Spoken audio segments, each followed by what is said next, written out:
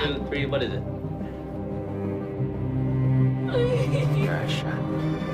Please let me go. You've been going back and forth quite a bit lately. And for me,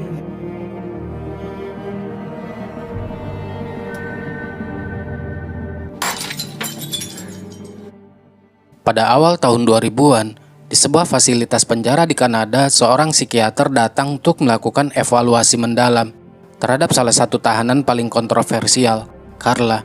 Pertemuan ini sangat menentukan karena akan menjadi pertimbangan apakah Carla layak mendapatkan pembebasan bersyarat setelah mendekam selama 8 tahun dari masa hukuman 12 tahun. Carla dijatuhi hukuman atas keterlibatannya dalam serangkaian peristiwa memilukan yang melibatkan beberapa gadis muda. Namun, dia mendapatkan keringanan hukuman setelah bersedia bekerja sama dengan pihak berwenang dan memberikan keterangan penting terkait suaminya, Paul Bernardo. Di hadapan sang ahli, Carla mulai membuka kembali memori kelamnya. Dengan nada suara yang tenang, dia menceritakan awal mula pertemuannya dengan Paul yang karismatik, hingga bagaimana hubungan tersebut perlahan berubah menjadi sebuah ikatan yang sangat toksik dan berbahaya. Kisah mereka dimulai saat Carla bersama temannya bernama Peggy menghadiri sebuah konvensi kedokteran hewan di Toronto, Kanada. Saat sedang bersantai di restoran hotel tempat mereka menginap, muncullah dua pria bernama Paul dan rekannya bernama Nick. coming over here. So perfect. Sure, sit down. Mind if we join you? Oh. I'm Paul Bernardo. I'm Carla. This is my friend Nick. It's my buddy Nick. Dengan parasnya yang tampan dan pembawaannya yang karismatik, Paul berhasil menarik perhatian Carla sejak pandangan pertama. Perkenalan malam itu pun berlangsung sangat intens. Bahkan mereka tidak ragu menunjukkan kedekatan yang luar biasa di depan teman-teman mereka. In front of friends? Having sex with the hot-looking guy? Try it, Doc. It livens things up. Who introduce him to certain types of sex? Look, you have to remember, he was older. Sejak saat itu hubungan keduanya berkembang dengan sangat cepat. Namun, hubungan mereka sejak awal sudah dipenuhi dengan dinamika yang tidak sehat. Paul seringkali menunjukkan sisi dominannya yang sangat kasar, meski dia secara terang-terangan mengakui bahwa dirinya memiliki kecenderungan perilaku kekerasan. Carla yang sudah terlanjur terobsesi justru tidak merasa keberatan. Dia malah merasa tertantang dan semakin terikat dalam pengaruh gelap suaminya itu. Dr. Arnold kemudian mengalihkan pertanyaan pada sosok adik kandungnya Carla, yaitu Tammy, yang saat itu baru berusia 15 tahun. Sang dokter menduga ada rasa cemburu dalam diri Carla melihat Paul yang tampak begitu terobsesi pada adiknya. Tapi jawaban Carla sungguh di luar dugaan. Dia mengaku bahwa saat bertemu Paul, dirinya sudah tidak lagi memiliki kesucian. Di sisi lain, Paul adalah pria yang sangat terobsesi untuk menjadi orang pertama yang merenggut kesucian seorang gadis. Carla, I must caution you. Karena rasa cinta yang buta dan ketakutan luar biasa akan kehilangan Paul, Carla akhirnya mengambil keputusan yang sangat kelam. Dia setuju untuk membantu Paul mendapatkan apa yang dia inginkan dari adik kandungnya sendiri. Carla tega mengorbankan kesucian Tammy hanya demi menyenangkan hati suaminya dan menjaga hubungan mereka agar tetap utuh. We'll talk about Tammy when you're rested. I'll see you tomorrow. Memanfaatkan pekerjaannya di klinik hewan, Carla berhasil mendapatkan zat penenang yang sangat kuat. Tanpa rasa iba, mereka kemudian mencampurkan zat tersebut ke dalam minuman Tammy saat suasana malam Natal. Too much. Oh, she should have been having that one. Tak butuh waktu lama bagi Tammy untuk kehilangan kesadarannya. Di saat adiknya sudah tidak berdaya, Paul segera melancarkan rencana buruknya. Yang lebih mengerikan, mereka bahkan mendokumentasikan seluruh kejadian tersebut melalui rekaman video. Carla, yang seharusnya menjadi pelindung bagi adiknya, justru berada di sana, menyaksikan dan membantu suaminya melakukan tindakan yang menghancurkan masa depan Tammy. Rencana yang semula mereka pikir terkendali, seketika berubah menjadi mimpi buruk. Tidak lama setelah kehilangan kesadaran, kondisi fisik Tammy tiba-tiba memburuk hingga dia mengalami kesulitan bernafas. Melihat hal tersebut, kepanikan luar biasa langsung melanda Paul dan Carla. Sadar bahwa nyawa Tammy terancam, mereka pun terpaksa menghubungi layanan medis darurat. Namun sebelum bantuan datang, Carla dengan dingin berinisiatif untuk menghapus semua jejak dan barang bukti di kamar tersebut. Mereka membersihkan segalanya agar kejadian yang sebenarnya tidak tercium oleh pihak medis maupun orang tua mereka sendiri. Setelah dilakukan pemeriksaan medis, Tammy akhirnya dinyatakan meninggal dunia. Pada saat itu, duka yang ditunjukkan Carla dan Paul terlihat begitu nyata, sehingga tidak ada kecurigaan sedikit pun dari pihak berwenang. Kematian Tammy pun dianggap sebagai sebuah kecelakaan murni yang berkaitan dengan konsumsi alkohol secara berlebihan. Karena dugaan tersebut, pihak kepolisian tidak melihat adanya kejanggalan, sehingga kasus ini ditutup tanpa mengarah pada penyelidikan tindak kriminal lebih lanjut. Within a few weeks of it.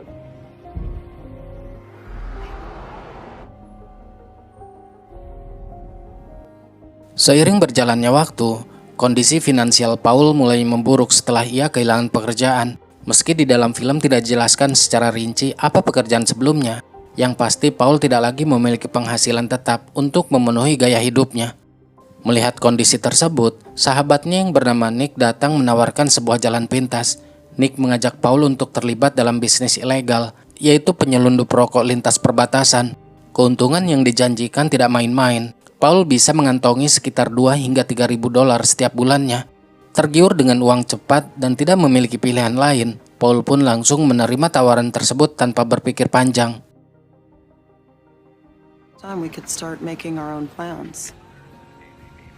But it was a little scary. You could go.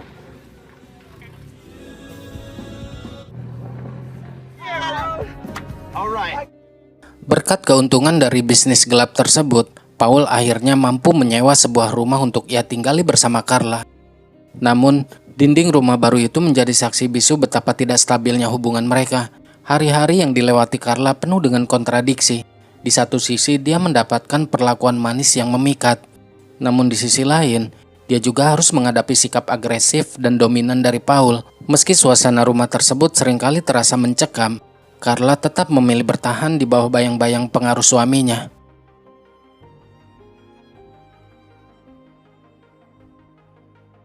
Menjelang hari pernikahan mereka, Paul sempat memberikan sebuah pengakuan yang mengejutkan kepada Carla.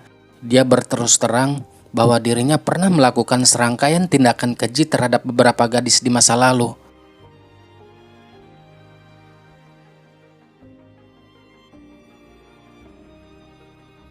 Mendengar kenyataan pahit itu, Carla bukannya pergi, dia justru merasa tidak berdaya untuk menghentikan Paul. Rasa cintanya yang berlebihan, atau mungkin obsesinya yang buta, membuat Carla lebih takut kehilangan Paul daripada mengkhawatirkan keselamatan orang lain. Karena obsesi itulah, Carla memilih untuk menutup mata dan terus mendampingi Paul, meski dia tahu persis bahwa pria yang akan menjadi suaminya itu adalah sosok yang sangat berbahaya.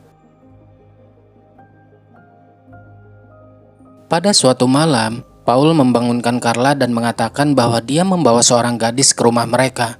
Dia kemudian meminta Carla untuk tetap berada di kamar tidur dan tidak ikut campur. Namun rasa penasaran membuat Carla tidak mengindahkan peringatan tersebut. Dia perlahan turun ke bagian bawah rumah dan mengintip apa yang sedang terjadi.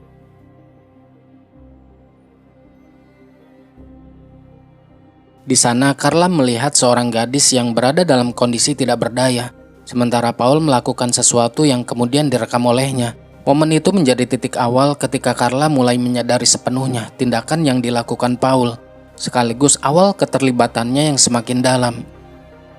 Di bawah tekanan dan pengaruh Paul, Carla dipaksa untuk ikut berpartisipasi dalam sebuah aksi yang didokumentasikan melalui kamera. Tapi di tengah proses tersebut, situasi berubah menjadi kacau saat gadis itu tiba-tiba tersadar dan melihat wajah Paul dengan jelas.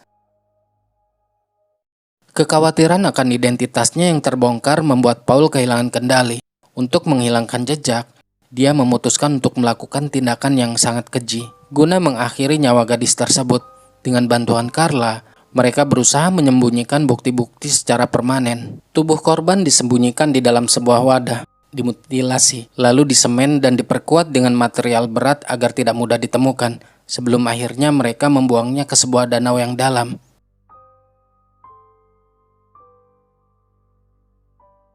2 minggu kemudian, hari yang sangat dinantikan Carla pun kini telah tiba.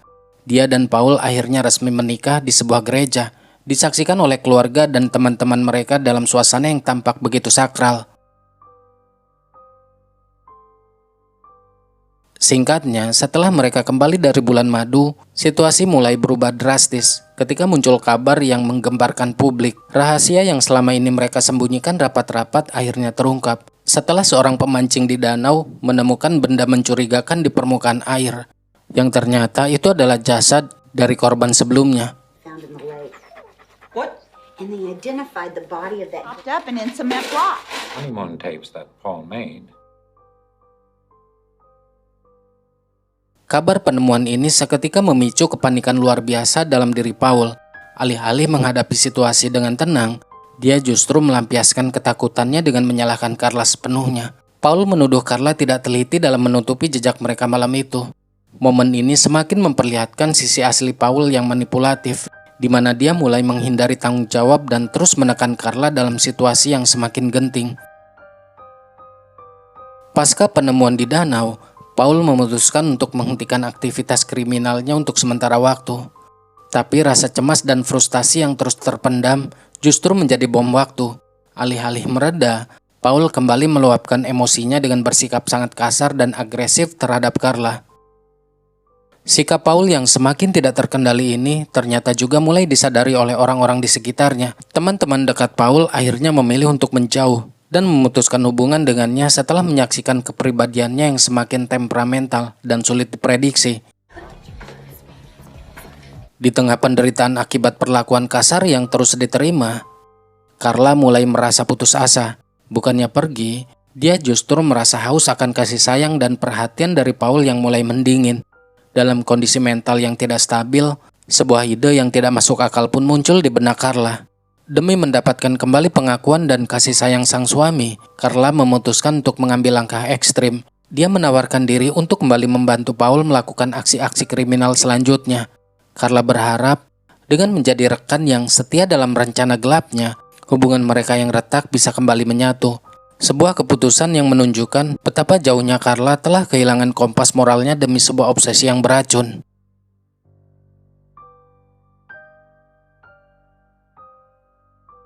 Target mereka berikutnya adalah seorang siswi bernama Christine. Dalam menjalankan rencana ini, mereka menggunakan taktik yang sangat licik. Carla yang terlihat tidak berbahaya mendekati Christine dengan berpura-pura menanyakan arah jalan. I'm sorry, I'm so bad with directions. Could you show me? Street, and when you get to the stop sign, We're here? no. Okay, so we're right. Di saat korban mulai lengah, Paul tiba-tiba muncul dan mengancam Christine menggunakan senjata tajam, memaksanya untuk segera masuk ke dalam kendaraan mereka. Kejadian itu berlangsung sangat cepat, sehingga Christine tidak memiliki kesempatan sedikit pun untuk meminta pertolongan. Namun di lokasi kejadian, sebuah detail kecil tertinggal. Sepatu Christine ditemukan tergeletak di jalan, menjadi salah satu petunjuk awal yang memicu kecurigaan pihak berwenang dan mengawali pencarian besar-besaran terhadap siswi tersebut.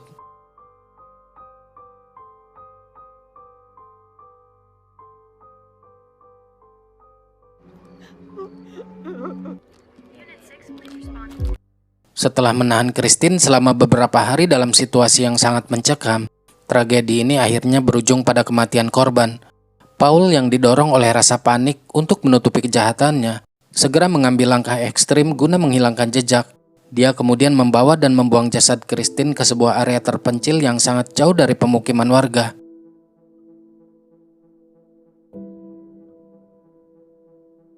Dan jasad Christine akhirnya ditemukan oleh seorang pejalan kaki. Paul awalnya merasa sangat aman, mengira lokasi yang sunyi itu akan menjaga rahasianya selamanya.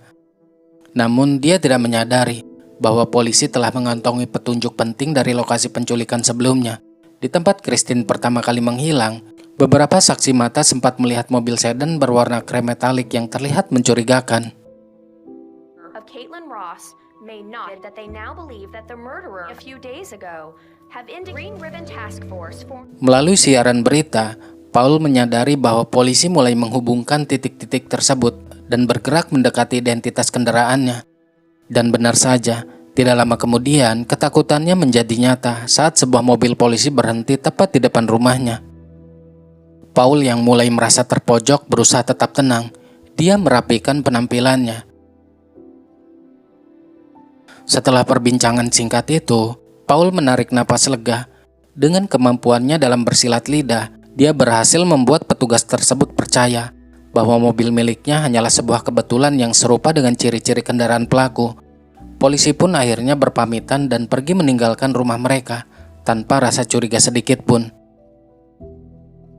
Namun alih-alih merasa aman, kepergian polisi tersebut justru menjadi awal dari kehancuran mental Paul. Di dalam rumah, suasana yang semula tegang berubah menjadi mencekam. Paul mulai merasa paranoid dan merasa bahwa setiap langkahnya kini sedang diawasi. Rasa frustasi dan ketakutan akan tertangkap mulai ia lampiaskan kepada satu-satunya orang yang ada di sana, yaitu Carla. Paul menjadi semakin tidak stabil secara emosional. Dia seringkali meledak dalam kemarahan dan mulai melakukan tindakan fisik yang jauh lebih agresif kepada istrinya. Disinilah kehidupan pernikahan yang Carla impikan benar-benar berubah menjadi neraka yang tidak pernah ia bayangkan sebelumnya.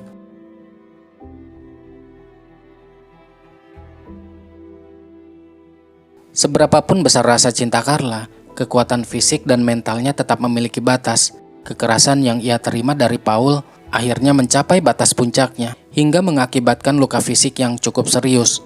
Di titik terendah inilah, Carla menyadari bahwa dia tidak akan pernah bisa bertahan jika terus berada di bawah kendali Paul. Dengan sisa keberanian yang ia miliki, Carla memutuskan untuk pergi dan mencari perlindungan. Dia mendatangi pihak berwenang untuk melaporkan segala tindakan yang selama ini ia alami dalam rumah tersebut. Keputusan besar ini tidak hanya menjadi jalan bagi Carla untuk menyelamatkan diri sendiri, tetapi juga menjadi awal dari terbongkarnya rahasia paling kelam yang selama ini dia dan suaminya simpan rapat-rapat. Memang pada awalnya kedatangan Carla ke pihak berwenang hanya berkaitan dengan laporan kekerasan dalam rumah tangga yang ia alami. Namun seiring berjalannya proses penyelidikan, situasi berkembang ke arah yang jauh lebih besar. Dalam proses tersebut, Carla akhirnya mengungkap keterlibatan Paul dalam serangkaian kasus hilangnya beberapa gadis yang selama ini menjadi perhatian publik. Pengakuan itu kemudian menjadi bagian dari sebuah kesepakatan hukum dengan pihak jaksa. Carla bersedia memberikan informasi penting mengenai kejadian-kejadian tersebut sebagai imbalan atas keringanan hukuman. Dan kesepakatan ini dikenal publik sebagai Deal with the Devil, sebuah istilah yang mencerminkan kontroversi besar di balik kasus ini, di mana Carla dipandang oleh sebagian orang sebagai korban yang tertekan, sementara yang lain melihatnya sebagai pelaku aktif yang berhasil memanipulasi hukum demi kebebasannya. Setelah memberikan pengakuan tersebut, hubungan antara Carla dan Paul pun berakhir. Keduanya harus menghadapi konsekuensi hukum atas perbuatan yang telah mereka lakukan. Why, Carla? Di sisi lain, situasi yang selama ini berusaha dikendalikan oleh Paul mulai runtuh. Penyelidikan yang semakin mengarah kepadanya membuat ruang geraknya semakin sempit. Hingga pada akhirnya, pihak berwenang datang dan secara resmi menangkapnya, menandai berakhirnya rangkaian kejahatan yang selama ini tersembunyi.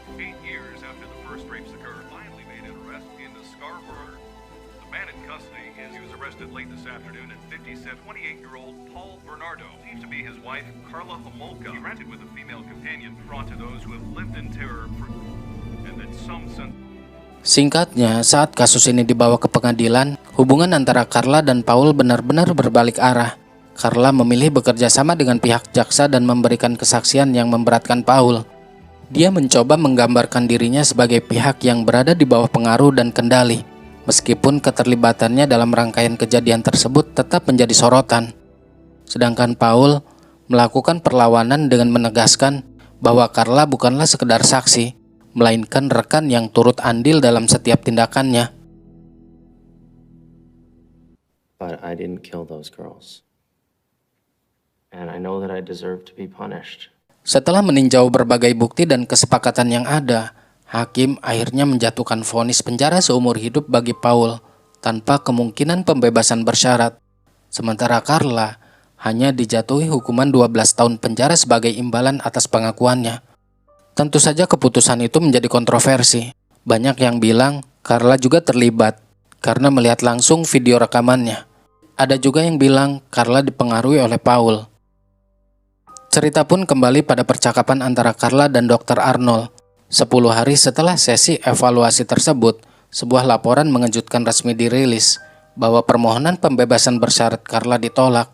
Sang psikolog menyimpulkan bahwa segala bentuk kesedihan yang ditunjukkan Carla selama ini hanyalah sandiwara yang manipulatif dan tanpa penyesalan tulus. Bagi Dr. Arnold, Carla adalah sosok yang berhati dingin dan penuh tipu daya. Pernyataan ini diperkuat oleh fakta memilukan dari keluarga para korban, bahwa mereka tidak pernah mendengar satu kata maaf pun keluar dari mulut Carla. Dia menjalani sisa hukuman 4 tahun lagi, baru dibebaskan. Paul lahir sebagai anak bungsu dari pasangan Kenneth dan Marlene Bernardo. Di tengah keluarga yang secara materi sebenarnya tidak kekurangan, namun kemewahan itu hanyalah kulit luar. Di dalamnya, Paul kecil harus tumbuh dalam lingkungan yang penuh dengan tekanan. Dia sering menyaksikan ibunya menjadi korban kekerasan oleh ayahnya yang memiliki masalah dengan alkohol. Lebih kelam lagi, suasana rumah tersebut tidaklah sehat karena adanya rahasia pahit antara sang ayah dan kakak perempuannya Paul.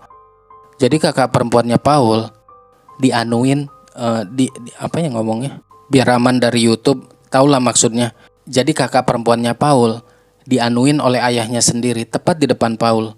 Nah, kondisi ini perlahan membentuk kepribadian Paul menjadi sosok yang tertutup dan menjaga jarak dari lingkungan sosialnya. Ditambah lagi dengan kondisi sang ibu yang mengalami tekanan mental berat hingga sering menarik diri dari pengasuhan, membuat Paul seolah tumbuh tanpa bimbingan emosional yang memadai. Jauh sebelum bertemu Carla, Paul sudah dikenal memiliki perilaku yang sangat dominan dan kasar terhadap setiap wanita yang ia kencani. Hingga suatu hari, takdir mempertemukannya dengan Carla dalam sebuah acara pecinta hewan. Di sana mereka seolah menemukan cermin bagi kegelapan masing-masing. Alih-alih saling menyembuhkan, keduanya justru saling mendukung dan melengkapi satu sama lain dalam tindakan yang melampaui batas kemanusiaan. Obsesi Carla yang tidak sehat membuatnya rela melakukan apa saja demi Paul, bahkan pengkhianatan terbesar terhadap adiknya sendiri. Orang yang mengalami trauma seringkali memiliki dua pilihan, menjadi pelaku karena menganggap kekerasan adalah hal normal, atau menjadi pelindung karena tahu rasanya disakiti. Tapi banyak orang di luar sana yang memiliki masa lalu yang jauh lebih pahit dari Paul, namun mereka lebih memilih untuk menjadi orang baik, menjadi relawan, atau menjadi orang tua yang penuh kasih.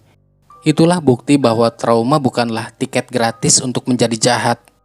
Poin penting yang bisa kita ambil adalah, meski latar belakang keluarga memiliki andil besar dalam membentuk mental seseorang, pada akhirnya setiap individu tetap bertanggung jawab atas pilihan yang mereka ambil saat dewasa. Trauma masa lalu mungkin bisa menjadi penjelasan, namun tidak pernah bisa menjadi alasan untuk membenarkan sebuah kejahatan.